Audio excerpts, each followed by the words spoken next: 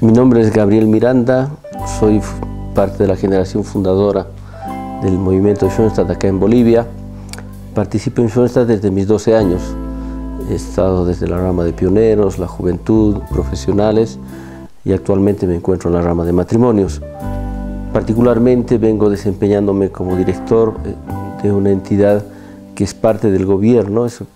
una entidad que está conformada por muchas instituciones, por los gobiernos municipales, por el Ministerio de Hacienda y por la Policía Nacional. Es muy importante recalcar que en general en cualquier país estar en el sector público normalmente tiene un periodo concreto de una gestión gubernamental y en mi caso particular estoy ya prácticamente más de 12 años viendo diferentes gestiones tanto municipales como nacionales.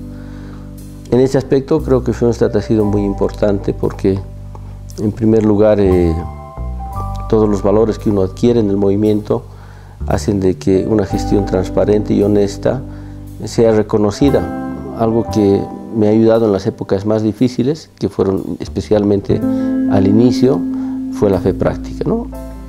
Es muy importante ponerse a disposición. Había problemas muy grandes, muy claros, muy concretos con la red bancaria, con ciertos contratos, con una serie de detalles que al final lo único que puede decir es si está dentro de los planes de Dios que esto salga, saldrá, y si no, yo hice lo que pude. Entonces ahí es donde justamente uno va viendo cómo uno tiene que descansar en muchas circunstancias en lo que va a pasar, con la fe de que uno hace lo que Dios le está pidiendo, tratando de responder a las voces del tiempo, y en base a eso es Dios el que se manifiesta. En el crecimiento es muy importante la autoridad moral que uno ejerce y principalmente algo que siempre me ha gustado y creo que todos hemos visto en la vida del padre Kentenich, es cómo él ha sabido motivar las iniciativas que se presentan. Siempre hay iniciativas de parte del personal, de la gente, que hay que darles de alguna manera el tiempo y la motivación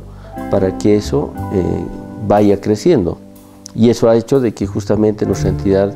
haya sido bastante exitosa en muchos aspectos. Y eso va muy de la mano de la cercanía con la cual uno tiene que tratar a las personas. En estos últimos años prácticamente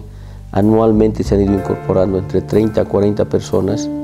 lo que hace que a veces uno pierda la cercanía con las personas de forma directa. Esa fórmula creo que me ha dado muy buen resultado y las personas con las que trabajo creo que valoran esos detalles, ese esfuerzo. Obviamente no da el tiempo para estar muy a detalle, pero sí desde uno que se encuentra en el ascensor, en el pasillo, nombrar siempre por el nombre de la persona y si es posible hacer alguna pregunta de esas de detalle, hacen que la gente se sienta comprometida. Me sentía muy a gusto con el desafío de crear una entidad que de alguna manera sea un nexo, un articulador de muchas entidades, cosa que en la juventud de alguna manera uno va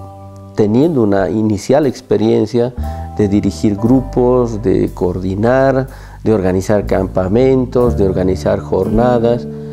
Al final eso sirve, o sea, justamente el valor añadido que trae Schoenstatt a las personas es la complementación de la formación académica con la formación humana y también la soltura que uno tiene que tener, ser un factor por un lado aglutinador y por otro lado distensionador. Ganarse la autoridad moral es un tema muy importante, principalmente porque en este tipo de entidades normalmente el jefe es el que llega tarde, el que exige y el que se va temprano. Y ahí es muy importante justamente acompañar en las épocas difíciles, particularmente cuando implementamos los sistemas el año 98, nosotros eran los feriados y los fines de semana los días en los cuales teníamos que aprovechar de hacer los ajustes, y para mí era, si bien sacrificado, y para mi familia también el tener que dejarlos, pero era muy importante el acompañarlos. Si bien yo no era un informático que podía aportar de una manera directa en el trabajo de los ajustes, era muy importante el estar con el personal y el hacer esfuerzos, porque era una entidad que partía, no había recursos, entonces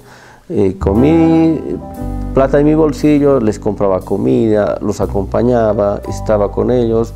y muy importante el respeto, porque es muy fácil perder los estribos en momentos difíciles y reñir o de alguna manera exigir demasiado a las personas. El crecimiento o el acompañamiento en la familia en una labor así de alta tensión es un tema que es de maduración. No es fácil porque muchas veces es difícil entender para la esposa y para los hijos de que uno tiene que estar poco tiempo con ellos porque